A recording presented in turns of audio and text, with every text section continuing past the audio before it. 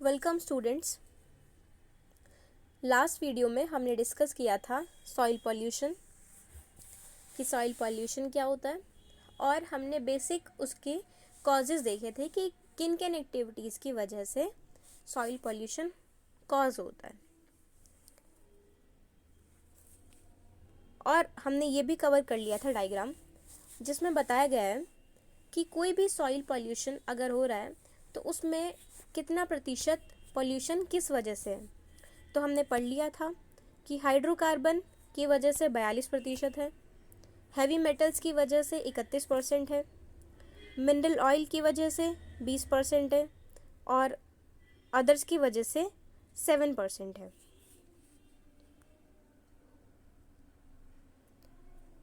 तो स्टार्ट करते हैं। सबसे पहला heavy metals. The presence of heavy metals such as lead and mercury in abnormally high concentration in soils can cause it to become highly toxic to human beings।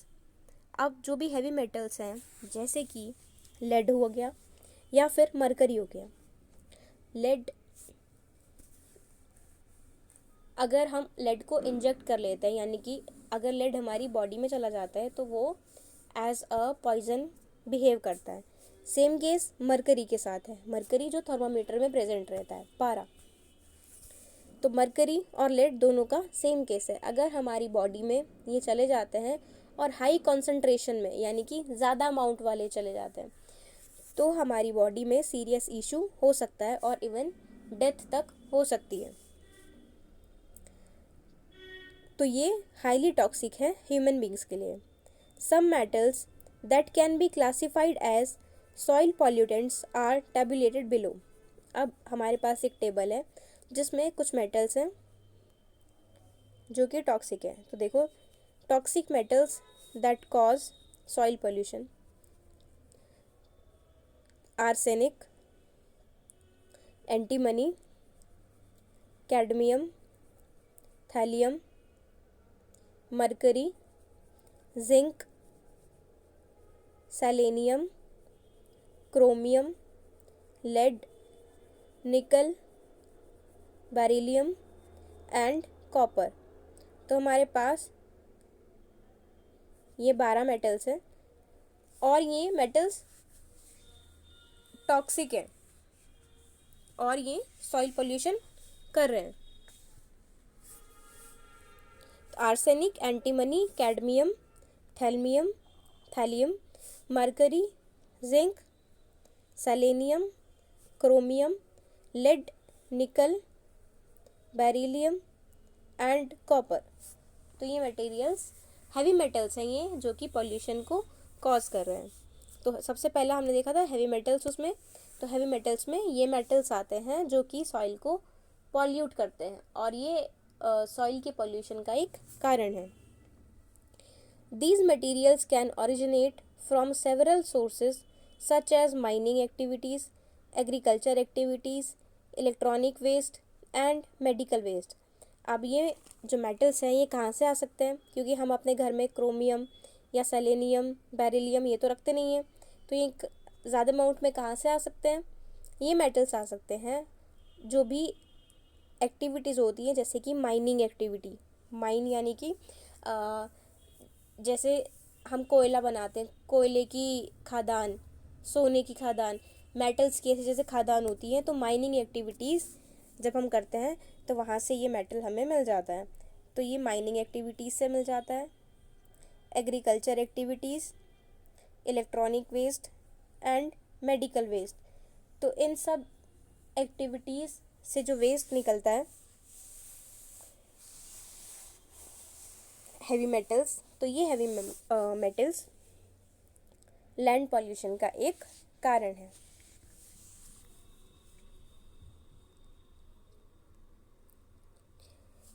Polycyclic aromatic hydrocarbons.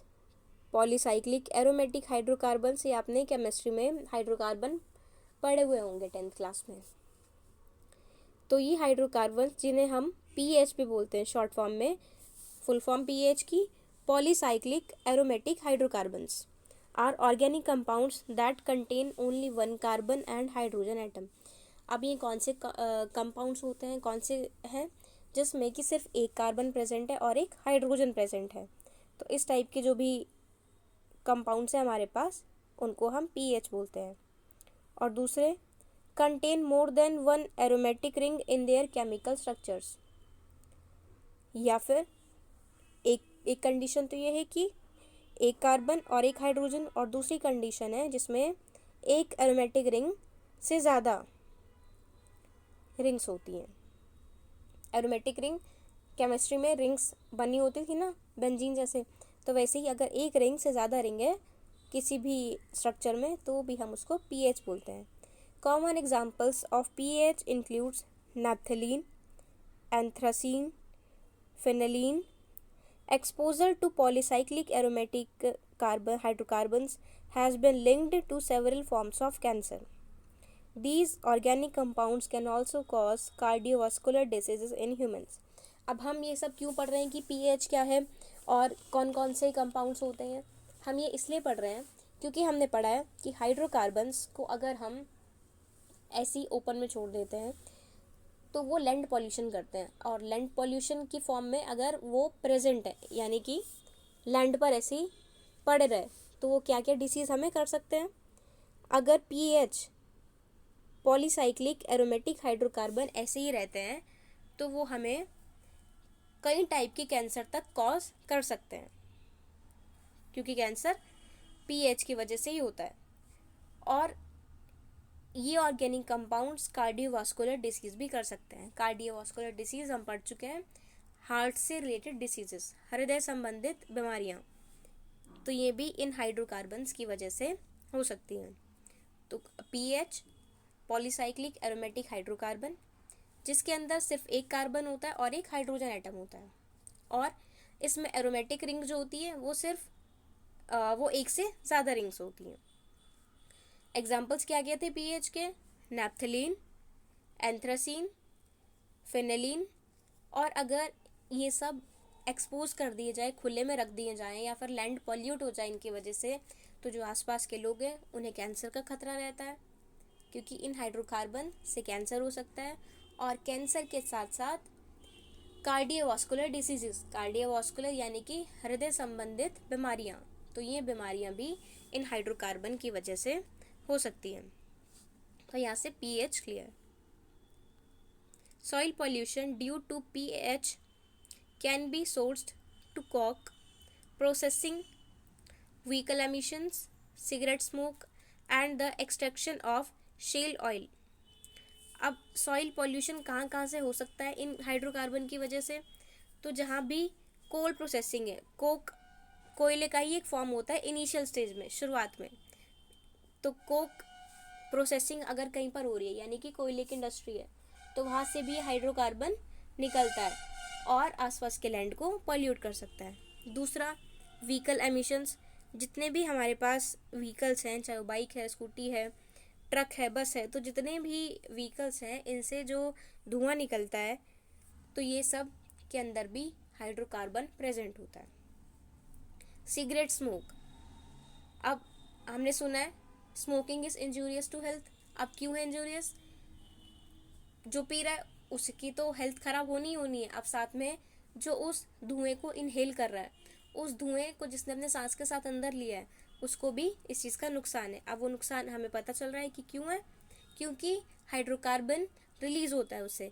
तो वो hydrocarbon, अब आपने पढ़ लिया, लिखा होता है ना सिगरेट के पैक पर, या फिर जो भी कोई एडवर्टाइजमेंट होता है, बोर्ड लगा होता है, तो उसमें लिखा होता है smoking is injurious to health and smoking causes cancer, यानी कि इससे कैंसर होता है।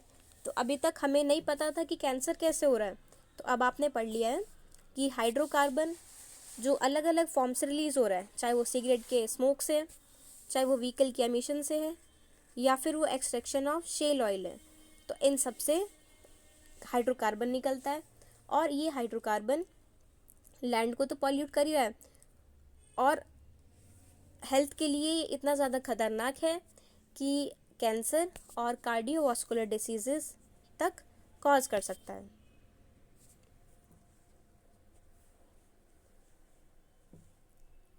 हाइड्रोकार्बन रीड करो एक बार आप।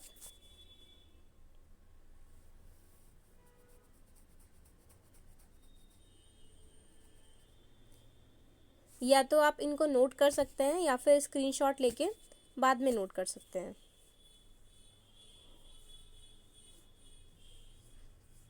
एग्ज़ाम के टाइम पर बस आपके पास नोट्स अवेलेबल होने चाहिए।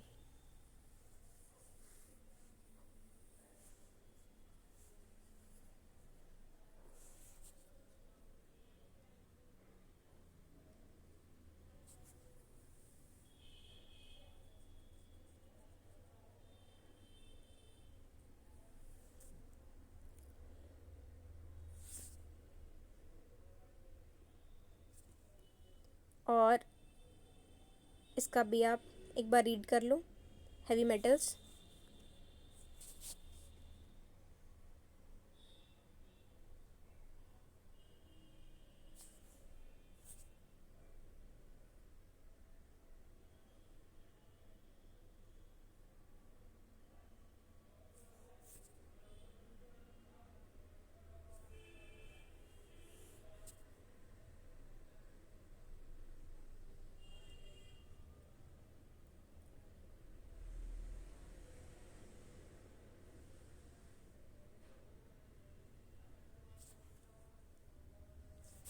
ओके, तो हम लैंड पॉल्यूशन के जो हमने मेन 4 कारण पढ़े थे उसमें से 2 हम डिस्कस कर चुके हैं, हैवी मेटल्स और दूसरा हाइड्रोकार्बन्स। तीसरा देखते हैं industrial waste. The discharge of industrial waste into soils can result in soil pollution. अब जो भी इंडस्ट्रियल वेस्ट का डिस्चार्ज है, मैंने बताया था कि जैसे इंडस्ट्री का जो भी वेस्ट होता है तो वो उसको प्रॉपरली डिस्चार्ज ना करके आसपास डिस्चार्ज कर देते हैं। अब ये क्यों करते हैं? क्योंकि पैसा बच जाता है। अगर हम वहाँ तक डिस्चार्ज करेंगे तो उसमें पैसा भी लगेगा, लेबर भी लगेगी, तो हम इसलिए पैसा बचाने के लिए ऐसा काम कर देते हैं। तो अब जो ये डिस्चार्ज होता है इंडस्ट्रियल वेस्ट, अगर हम इसको डायरेक्टली सॉइल में कर देते हैं तो इससे भी सॉइल पॉल्यूशन होता है। Some common soil pollutants that can be sourced to industrial waste are listed below. अब हमारे पास ऐसे इंडस्ट्रियल वेस्ट है, एक लिस्ट है कि जिनकी वजह से इंडस्ट्रियल वेस्ट है वो, और जिनकी वजह से सॉइल पॉल्यूशन होता है।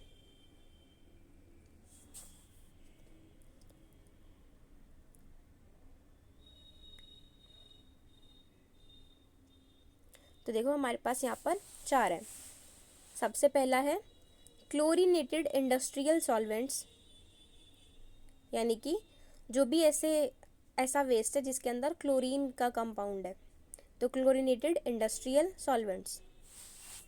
सेकंड है dioxins produced from the manufacture of pesticides and the incineration of waste. अब डायोक्सिन्स बनते हैं जहाँ हम पेस्टिसाइड्स बनाते हैं कीड़ों को मारने के लिए, फसल के लिए, तो वहाँ पर डायोक्साइंस बनते हैं साथ में। तो ये डायोक्साइंस प्रोड्यूस होते हैं, और साथ में जहाँ पर हम वेस्ट का इंसिनरेशन करते हैं, यानी कि वेस्ट को डिस्पोज करते हैं जलाकर। ज़्यादातर हम वेस्ट को जलाकर उसको डिस्पोज कर देते हैं, तो इस प्रोसेस को हम बोलते हैं इंसाइनरेशन। तो डायोक्सिन्स कहाँ पर बनते हैं? या तो जहाँ पर हम पेस्टिसाइड्स बना रहे हैं, मैन्युफैक्चरिंग कर रहे हैं पेस्टिसाइड्स की, या फिर दूसरी जगह जहाँ पर हम वेस्ट का इंसाइनरेशन कर रहे हैं। इंसाइनरेशन मीन्स जहाँ पर हम कूड़े को जलाकर उसको डिस्पोज कर देते हैं, तो यहाँ से डायोक्सिन्स प्रोड्यूस हो रहे हैं। इसके बाद है प्लास्टिसाइजर्स और डिस्पर्सेंट्स। तो प्लास्टिसाइजर्स और डिस्पर्सेंट्स भी एक इंडस्ट्रियल वेस्ट है। उसके बाद है पॉलीक्लोरिनेटेड बाइफिनाइल्स। पॉलीक्लोरिनेटेड बाइफिनाइल्स, तो ये भी इंडस्ट्रियल वेस्ट है। 4 मेजर इंडस्ट्रियल वेस्ट हमने पढ़े हैं। Chlorinated industrial solvent, dioxins. Dioxins किन किन चीज़ों से बन रहा है? डायोक्सिन्स 2 से बन रहा है। एक तो जहाँ पर मैन्युफैक्चरिंग हो रही है पेस्टिसाइड्स की, और दूसरा जहाँ पर वेस्ट का इंसाइनरेशन हो रहा है। फिर प्लास्टिसाइजर्स एंड डिस्पर्जेंट्स, और उसके बाद पॉलीक्लोरिनेटेड biphenyls PCBs। The petroleum industry creates many petroleum hydrocarbon waste products. Some of these wastes, such as benzene and methylbenzene, are known to be carcinogenic in nature. अब देखो इंडस्ट्रियल वेस्ट में ये चार तो हमने पढ़ ही लिए हैं कि ये चार तो किसी भी फॉर्म में होंगे, कहीं पर भी होंगे, तो ये लैंड पॉल्यूशन करेंगे ही करेंगे। जबकि जो पेट्रोलियम इंडस्ट्री होती है वो भी काफ़ी हाइड्रोकार्बन्स को रिलीज़ करती है। अब हाइड्रोकार्बन्स हमने पढ़ ही लिया है कि जो भी एरोमेटिक, जिनमें वन से ज़्यादा रिंग प्रेजेंट होगी और जिनके अंदर सिर्फ एक कार्बन और एक हाइड्रोजन होगा, तो उनके अंदर भी वो भी ह्यूमन की हेल्थ पर इफ़ेक्ट डाल सकते हैं, कैंसर और कार्डियोवास्कुलर जैसी डिसीजेस तक कॉज कर सकते हैं। अब पेट्रोलियम इंडस्ट्री की हम बात कर रहे हैं यहाँ पर, तो पेट्रोलियम इंडस्ट्री में जितने भी हाइड्रोकार्बन प्रोडक्ट रिलीज होते हैं, अब इन वेस्ट में कौन कौन से आते हैं, एक बेंजीन आता है और मिथाइल बेंजीन आ रहा है। ये दोनों बहुत ही ज़्यादा सीरियस डिसीज़ कॉज कर सकते हैं क्योंकि ये कार्सिनोजेनिक है। कार्सिनोजेनिक मीन्स टॉक्सिन्स की तरह बिहेव करते हैं, जहरीले हैं बेंजीन और मिथाइल बेंजीन। जब हमने सॉइल पॉल्यूशन स्टार्ट किया था तो हमने एग्जांपल देख लिया था कि बेंजीन जहाँ पर बहुत ज़्यादा अमाउंट में प्रेजेंट होता है लैंड में, वहाँ जो आसपास लोग रहते हैं उनको ल्यूकेमिया, स्किन डिसीज़ हो सकती है। तो पेट्रोलियम इंडस्ट्री का हम ये एक एग्जांपल देख रहे हैं कि पेट्रोलियम इंडस्ट्री भी बहुत सारे हाइड्रोकार्बन्स को रिलीज करती है एज अ वेस्ट प्रोडक्ट, और अब वेस्ट प्रोडक्ट हुए तो इसमें बेंजीन और मिथाइल बेंजीन जैसे हैं, तो ये कार्सिनोजेनिक है, यानी कि ये बहुत ज़्यादा पॉल्यूशन कॉज कर रहे हैं। तो इंडस्ट्रियल वेस्ट भी क्लियर। अब आप इंडस्ट्रियल वेस्ट रीड कर लो।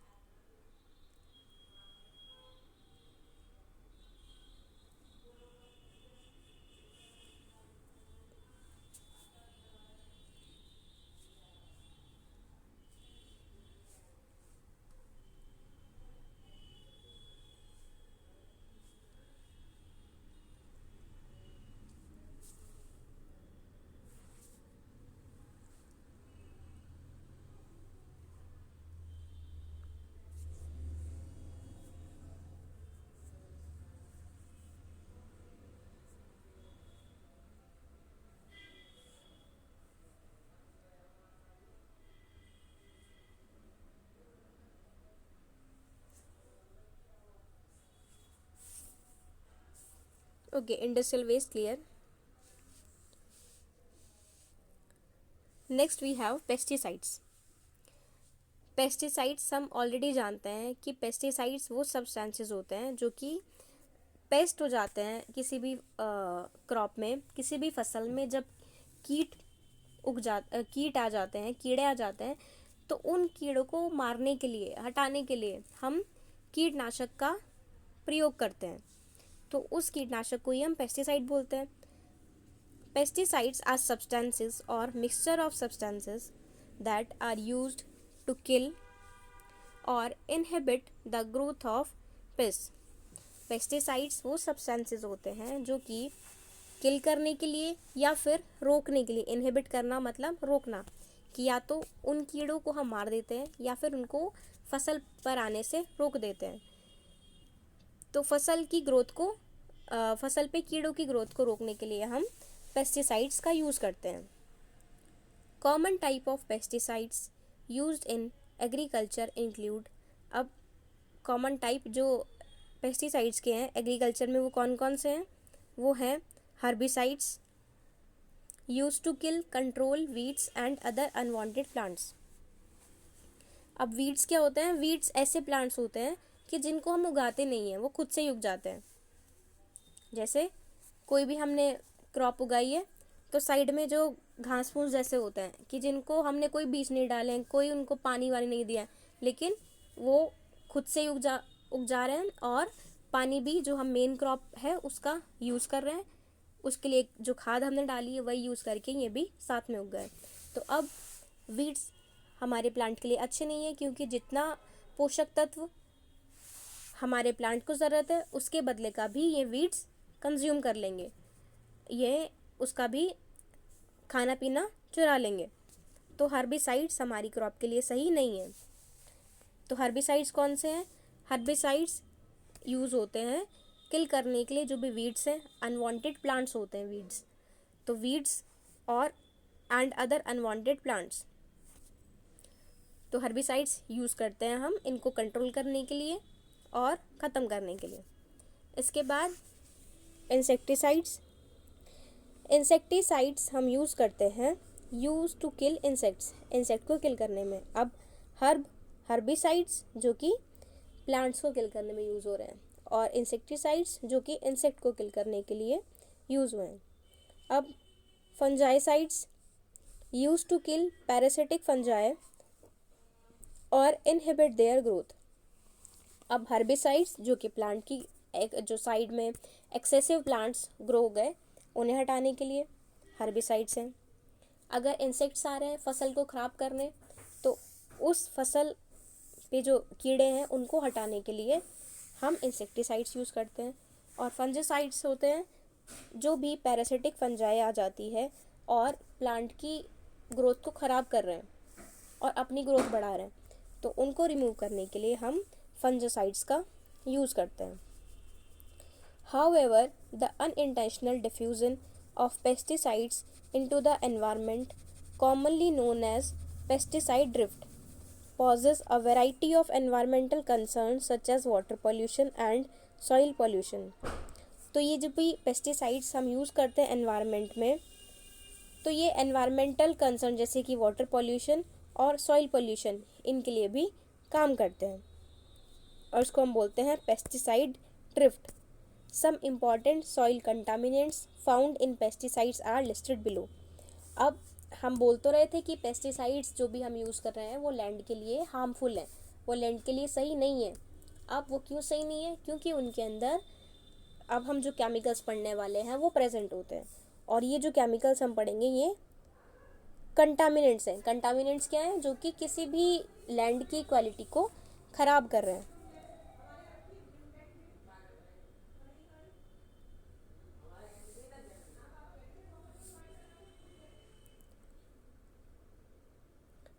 तो ये कौन कौन से? अब हर्बिसाइड्स में क्या क्या आते हैं? ट्राइजाइंस,